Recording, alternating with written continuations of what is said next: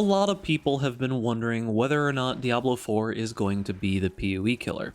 Now, while I don't necessarily think it's going to kill it, there is a conversation to be had on whether or not this is legitimate competition in the ARPG isometric dungeon crawling experience. I know the vast majority of people have really been dumpstering Diablo 4 and saying mostly negative things. However, I wanted to go in with kind of like a clean slate on my mind, no bias, and just see how I genuinely felt about all of the experiences that Diablo 4 had to give us. I haven't played Path of Exile this entire league. It's been 3 months clean now. This is my first jump back into ARPGs in that whole entire 3 months. I pretty much completely took the time off from those style of games. So I'm going in with a completely clean slate here. Because honestly, in the end, I would really hope that Diablo 4 is good. There is no reason to wish that this game be bad.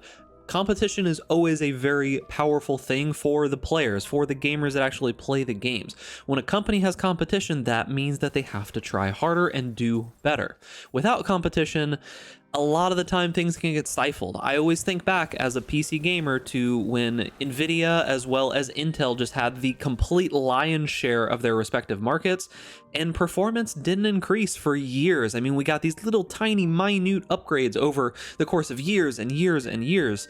And as soon as AMD kicked back into gear and got into the market, we're starting to see such crazy improvements in cost and performance and effectiveness and all these kinds of things. So I appreciate that GGG has been able to innovate over time and consistently keep updating their game, try to make it as good of a game as it possibly can. However, in some regards, I do feel that they've gotten stagnant, and I hope that with Last Epoch on the horizon, Diablo 4 on the horizon, and PoE 2 building up here soon, we can get something that will kind of kick things back into gear, and more so for a casual player base. I'm fine with PoE being a hardcore game, but it is starting to feel like it is getting to be more tedious than it is getting difficult. Now, however, let's talk about Diablo 4. I want to give a quick disclaimer here in that I am not going to be talking about any kinds of things that are very obvious bugs. I think that there are probably 1,000 people who will give feedback on this, if not more than that, and those are obvious things that need to be fixed. I'm talking about like the weird rubber banding issues that happen when you try to exit town, or things not loading in, or the RAM issues or anything like that. I will only really be talking about performance in the specifically performance section because those things will have to be mentioned, but overall I'm not going to be talking about specifically bugs. Without further ado, let's get into it. Now, I'll go ahead and say it. Performance. Day 1 of Diablo 4 open beta was extremely rough. There were horrific memory leaks, and the just general memory and RAM usage that this game was causing was absolutely unacceptable. It is not okay for a character creation screen to be taking up 20 gigabytes of RAM. This is just absolutely unheard of and not okay. This needs to be fixed. There's no ifs, ands, or buts about it. Definitely tier 1 priority for Blizzard to get this RAM leak fixed. That being said, most of the weird performance issues were fixed after day 1, but the memory usage and the RAM problem persisted through the entire experience for me, so I'm really hoping that here in the next open beta that we have, I'm actually able to play on high settings because my experience was a little bit tinted by the fact that I could only play on low, because anytime I went above low, I was up to 20 gigabytes of RAM usage and it was crashing my computer. Now, talking about the art, I do want to preface with what I said previously. I was only able to play this game on low. However, even with the game on low and taking into consideration that I was on low, the art, the graphics, the sound, the music, honestly, this is something that Blizzard has always been very strong with and has never really faltered on. You're really getting the good hybrid of performance to fidelity that you would expect from a AAA company, meaning that the game is going to run extremely smooth even with having acceptable and sometimes just impressive looking graphics. Now, coinciding with this is the world building, how the art is actually used and implemented into the story and the gameplay and all of that. Something that I noticed out of this particular game in comparison to others in the genre is that there were a lot of little extra details in the world, things that kind of reminded me of CRPGs, things like Divinity Original Sin and Pillars of Eternity and things like this. Now, the story itself isn't anything spectacular, but all of these little details added into the world and the story being passable, relatively solid, and the fact that they have listened to the community and moved much more towards the like dark gothic themes that really solidified the Diablo experience for most people when Diablo 1 came out and Diablo 2 came out. It does feel like we're getting a little bit of that back, which is very nice. So overall, I think that for most of the non-gameplay related stuff, everything seemed really solid here. I know there are some people who are complaining that the game looked a little washed out, but I did not personally experience that.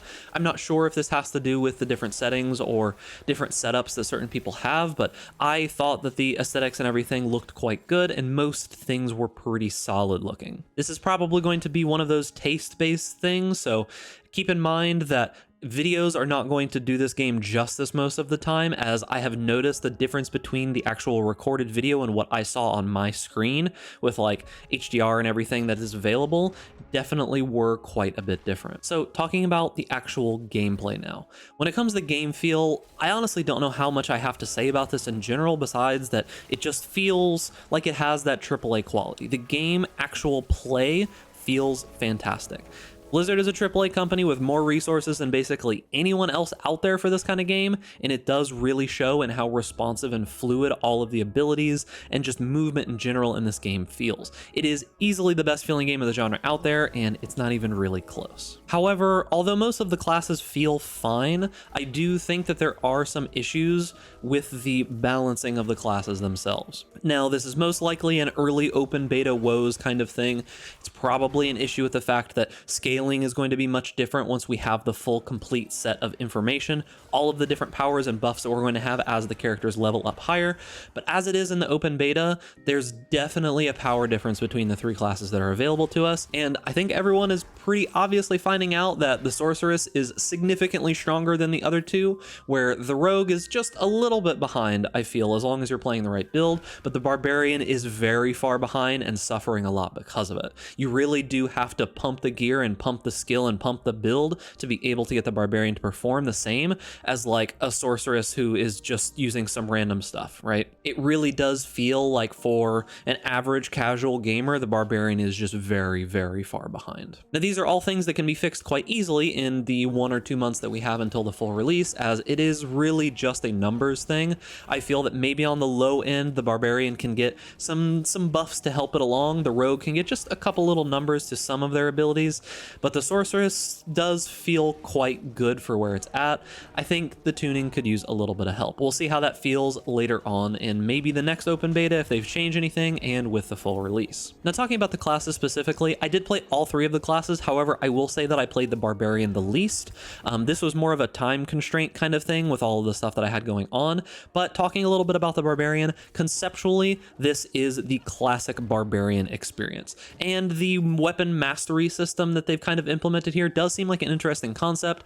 All the classic abilities are there, but as I said previously, the class suffers from being a little bit weak early on. Now, one thing that I did notice is that as soon as I got a relevant legendary power on the Barbarian, my ability to play the game kind of skyrocketed. So I think maybe what a lot of people are feeling is the lack of that specific legendary power, but with 1 or 2 certain powers, it did feel substantially better. So I am hopeful that gear and the like different kinds of power systems that we'll have later on will help the Barbarian, as historically from what I remember, typically melee classes are kind of weak early on, and then as they scale with more and more gear, they do get significantly more powerful and scale beyond a lot of the other classes. That being said, the base gameplay feel is excellent, and one thing that this class definitely does very well is you can feel the weight behind all of the abilities. When I tried out Whirlwind, even though it wasn't really a great damage-wise ability right now, it looked and felt and just seemed very, very awesome. You can actually see the Barbarian swinging with her weight or his weight, whichever one you're using, and the abilities just look and feel really solid. Now, moving on to the Rogue,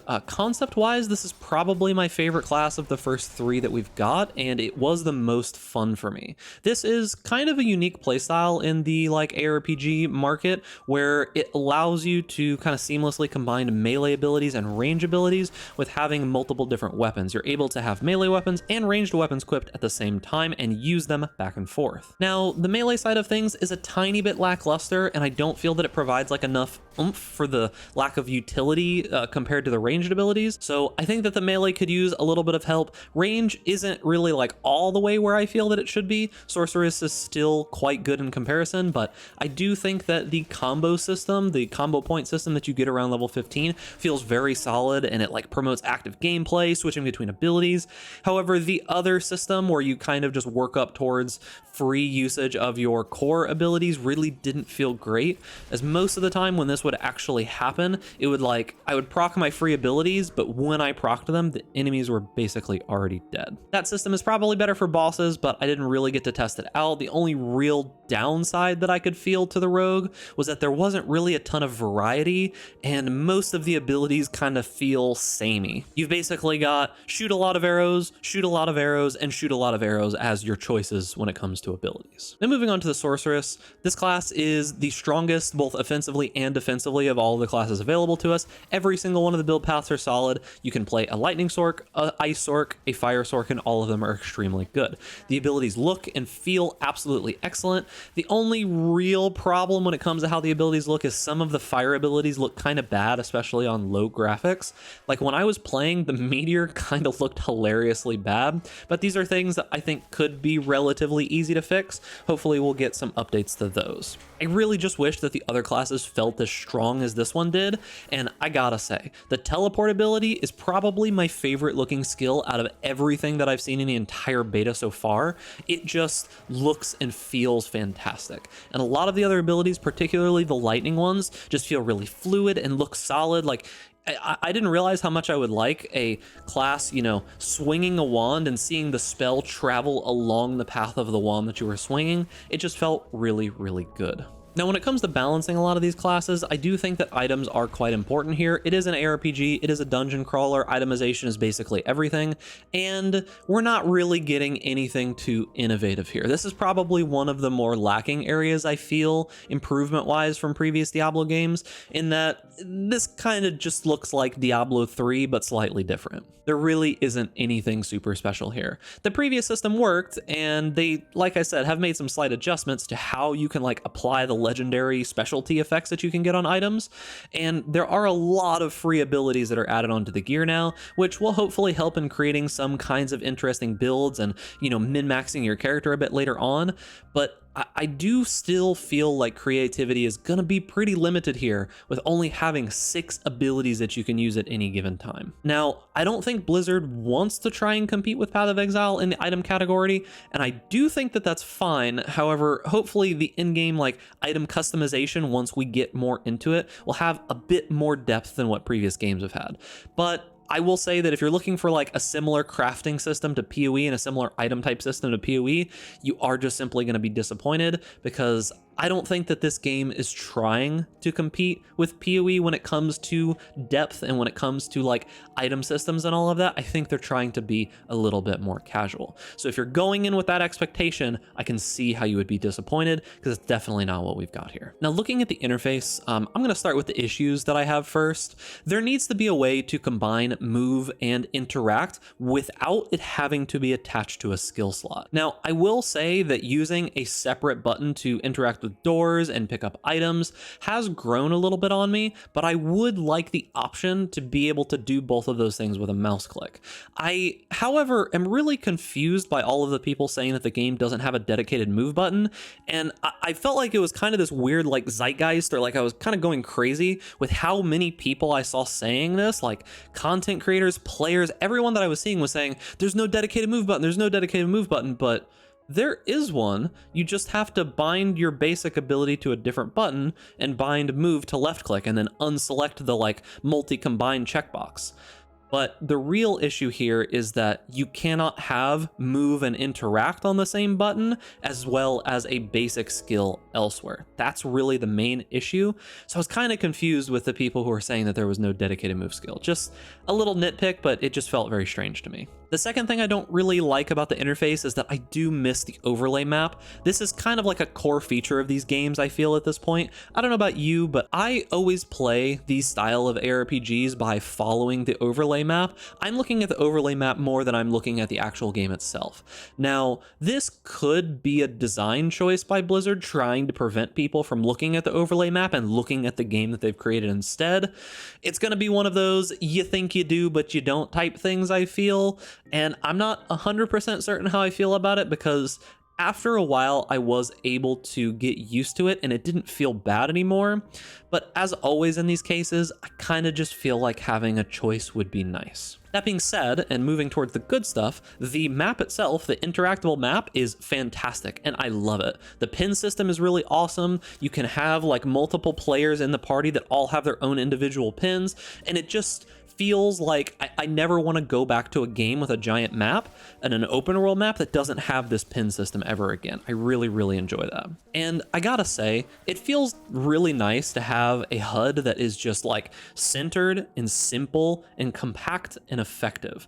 I think that if there's anything that GGG could learn by looking at how this game is made, is how simplistic the HUD is and how seamlessly all of the knowledge that you need to know about what's going on with your character is integrated into this little space. I think that GGG has been extremely stubborn with their interface over the years. They really have always said they want people to know that this is Path of Exile at a glance. And I get that, but at what point are you going to let your game have detriments and suffer because of that reason? The same thing goes with like monsters in general, showing you what their affixes are and what debuffs they have on them.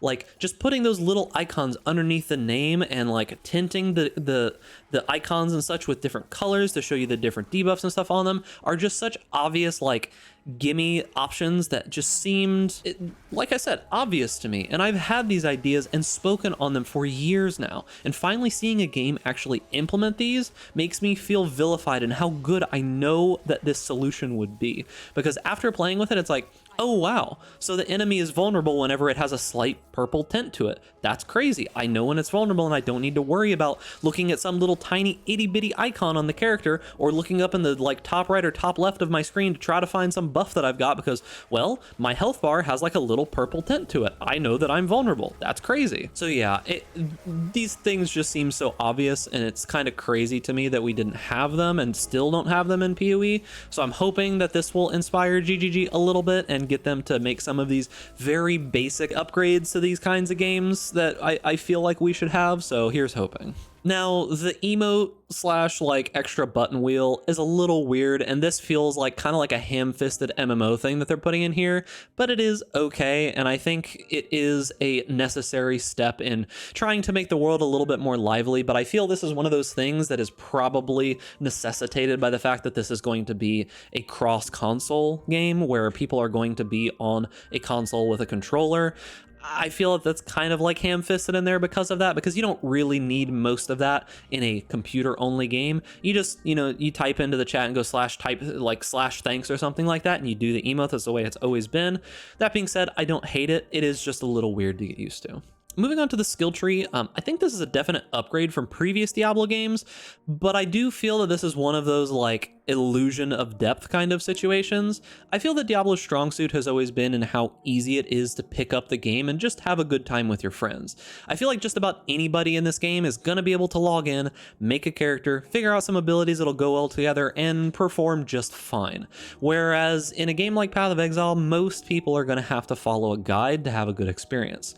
I think this is just a design choice, and both of these are fine at the end of the day. I enjoy what PoE has in terms of depth, but just being being able to throw some stuff together and have fun isn't a bad alternative either. I have hopes that Diablo 4 will be kind of a stepping stone into more people playing PoE, because once they jump into Diablo 4, they create a simple build, they have some fun, they play around, maybe they'll think, wow, I kind of like playing this. Maybe I can jump into a more difficult game like Path of Exile. And then once they have, moved into Path of Exile, they know the concepts of the game and how a character and everything should function, and then they can start working on more of what the depth of PoE has. I just think it's a good thing for everybody, so I don't really have anything bad to say about the skill tree. It's serviceable. Now, one of the big topics when it comes to Diablo 4 is the multiplayer. Now, I want you to keep in mind, I am the kind of person that has always really liked MMO type games. I am a World of Warcraft baby, and I've been playing it since Classic, so do keep that in mind, that most of my opinions here are going to be tinted by the fact that I really like multiplayer elements and MMO elements. If you don't like those things, you will probably disagree with me here. Just understand that. I didn't realize, however, until I got into this game, how badly I wanted like a real multiplayer isometric ARPG experience. I didn't realize how nice it would feel until I logged into this game. Now, something that my chat over at twitch.tv/BigDuts, which you should go follow by the way, alerted me to that I didn't even realize until they said something, was how seamless the open world aspect of this game was. Someone had asked me how it felt to try and join a party with random people I met in the open world to like do quests and stuff. And I realized that the experience of playing with other people in the open world was so fluid and seamless that I never even felt the need to party with them. The idea just never popped into my brain. Essentially how this goes is very rarely a person or two will show up in areas of interest, think like, a quest that you're trying to do, or like a zone that has like a little battle or something, and you just kill a few monsters together and then you kind of go your separate ways. You get loot from their kills, you benefit from their buffs, and you can make use of their debuffs on enemies and vice versa. As a wise man once said, it just works.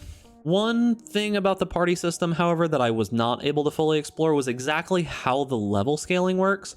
As far as I can tell, if you actually physically party up with, say, some friends that are not the same level as you, you both are fighting your own level of monsters, even if it's the same monsters. So if you're in a dungeon and you're, say, level 15 and your friend is level 20, your friend is seeing level 20 monsters, but you're seeing level 15 monsters, but they're the same monsters that you're fighting. So it seems that there's kind of like a scaling that happens depending on how your gear, meaning like what legendary powers you have and what your item power level is compared to the level that you are. That seems to be the way that it scales difficulty. Another note is that while most items in this game can absolutely be shared, legendaries and uniques cannot be shared whatsoever. You cannot trade them even if they drop in the same group with your friends.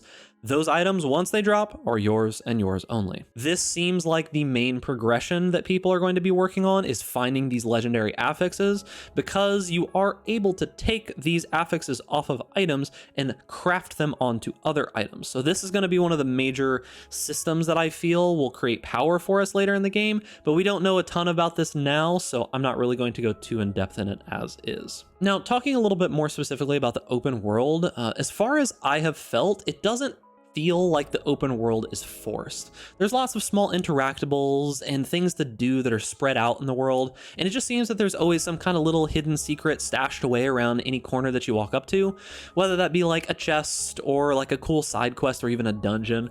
One thing of note that the open world has is this renown system, which allows you to complete objectives on the map to unlock like bonuses for all characters on a realm, as well as like some XP and gold and things like that. And this does feel like an elegant solution for people that like that kind of thing. However, if you're not one of those people that like walking around and just picking up all the little things on the ground and like 100% completing areas, this is probably going to feel more like a chore to you. However, it is something that I kind of enjoy, so this is kind of going to be one of those taste-based things, whether or not you like this. However, I do feel that this renown system kind of solves a major problem that PoE's had for a long time, and that's leveling up alts. After seeing this system, I had the thought that why can't the passive point quests and like ascendancy points just unlock account-wide once you do them each league. So if you've completed the campaign and completed all the Ascendancy stuffs, why should you ever have to worry about that stuff ever again on any new characters? So sure, you'll still have to do the quest to like complete the campaign on the second characters because they don't have any alternatives yet, which is weird to me as well. But imagine you load up on your second character on the beach and suddenly you've just got 23 passives. And as you level up, you automatically unlock your Ascendancy options, kind of similar to like you do in Delve, and you can just choose them from the statue in Act 3. Like this would go a long ways towards getting rid of that feeling of like weird homogeneity that you get where once you make a set of leveling gear, every single time you level up a new character, it just feels exactly the same. It's like you're just going through this chore to be able to play the good part of the game. However, if you had a bunch of extra passives that you could put into your character and your character was just a little bit stronger, you might be able to get away with playing what the build is actually supposed to be and getting through the campaign and having a little bit more fun, in my opinion. Now, while most of the stuff that I've said has been kind of like middle ground or positive here, we're gonna have to get into some of the negatives. And some of those main negatives that I'm gonna have really revolve around what the end game of Diablo 4 is going to be. And one of those is the dungeon system. From what I played of the dungeons, they were okay, but I only played a few of them. Honestly, they're kind of a bit boring. Now, I'm going to chalk this up right now to just being a beta, and there probably is only a few of these available, but I'm really, really hoping that the endgame is going to have many more ways to like modify these dungeons and make them more interesting, as supposedly I've heard from some closed beta people, as they are a large part of the endgame itself. Now, do keep in mind, when Diablo 3 originally released, it didn't have the rifts system at all, so this may just be something that they'll like implement more and more as time goes on. But as of right now, most of these dungeons feel very samey. You basically run in, sometimes you have to kill all the enemies, sometimes you don't, but a lot of the time you pick up a random item, you bring it to a pedestal, sit it on the pedestal, and it opens up a door, and then you kill some more enemies and you kill a boss. Rinse and repeat. Now, this experience is fine, but I really hope that there's just a little bit more depth later on. Now, I do have a video talking about how to defeat the one world boss that was available to us, and I did enjoy this experience, as raiding in WoW was one of my absolute favorite things that I've ever done in my life, and this kind of like scratches that itch just a little bit. However, I do think that they maybe need to figure out a way to put in some fail safes for if you get a bad group. Like, why does the boss run away after 15 minutes? Is there any reason for that? Just let us grind it out. Or if you really feel like there needs to be some kind of fail state that happens for this, just make it so you get like less loot if you don't do enough damage, but you still get all of the credit of fighting the boss. Because like my first time fighting the boss, I had a bunch of people who had no idea what they were doing. They were all really low level, and I didn't really get to choose those people. There needs to be something that can be put in to give you kind of a fail-safe against this, because it really felt bad to fail that boss and then not be able to do anything about it. I tried my best and I stayed alive for most of it, and I feel like I did okay damage, but it just didn't happen. We weren't even close. We got it to like a third or half health by the time it ran away after 15 minutes. But speaking more on how the bosses felt to me, they really do reinforce this feeling of it being like an open world with other people that have similar objectives. And it's always something I liked about MMOs, so I'm happy to see it here in Diablo 4. But one other big issue with it is the set timers per day. This really needs to just kind of go away. I don't like set timers because it forces you to be online at a certain time. I really do feel that this should just be something where either it is a community-driven effort where you kind of push towards having this boss spawn, or you can even do it solo, but then people can join you once it is spawned if they feel like doing that. Having it be controlled by just a timer feels really lazy. I feel like there's so much more that they could have done here and so much better that they could have made this experience, so here's hoping that it gets updated in the future. And this brings me to one of the two main concerns that I have with Diablo 4 going forward. The endgame, from what I have seen, is probably going to be lacking. From what I've heard of closed beta people, from what I know of Blizzard, this isn't really gonna be one of those games where it has a very in-depth endgame, at least at the start. The strength that I feel that PoE has had as a long-term game completely revolves around the depth and detail in the end-game core loop. That core gameplay loop that is available in Path of Exile, well, technically there's multiple of those. They are extremely rewarding and have almost infinite customization options. I really genuinely hope that Blizzard has done even the smallest bit of work on making the endgame worthwhile to try and keep a community thriving over time and keep things interesting, as, like I said before, the only thing we're really getting at this point, as far as we know, are these dungeons and the world bosses, and I have a feeling that that's going to get old very quickly. The other major concern is that even though there isn't any pay to win in the game as of right now, and they promised us that there won't be in the future, it is very hard for me to believe, with Blizzard's track record of just being a terrible money grubby company recently, and the resounding monetary success that is Diablo Immortal, it's very hard for me to believe that pay to win is not going to start creeping into this game eventually. Pay to win is a very, very slippery slope that can almost instantaneously destroy all credibility and all replayability that a game has. I think back to when my friend was playing Black Desert before the pay to win features were introduced, and that community was thriving in NA and the rest of the West, and it was doing extremely well. And then those Korean pay to win features kind of started creeping in from the original MMO, and the game just completely died off in the West. It is crazy how quickly it can absolutely destroy a game. And I wonder how long Blizzard will be able to hold off on dipping their greedy little money-grubbing hands into Diablo 4 players' wallets more than they already have with, you know, a pay-to-play game, paid battle passes, and paid expansions. But only time will tell. So at the end of the day, do I think that this is going to be the PoE killer? No, because I don't think it's trying to be the PoE killer. I think that Diablo 4 so far has been a good experience for me. I enjoyed what was there because I don't look at it as a competitor to PoE. It is a very different game.